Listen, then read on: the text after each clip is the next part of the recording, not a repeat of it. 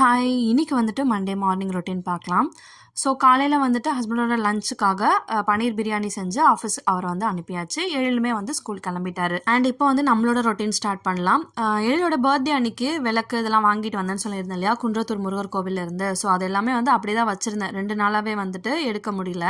So அதனால அப்படியே தான் வச்சிருந்தேன். முருகர் கோவில்லேருந்து இந்த 2 வேல் ஸ்டிக்கர், அப்புறம் விளக்கு, அப்புறமா வந்துட்டு ஒரு கீ செயின் தான் வந்து வாங்கிட்டு வந்திருந்தேன்.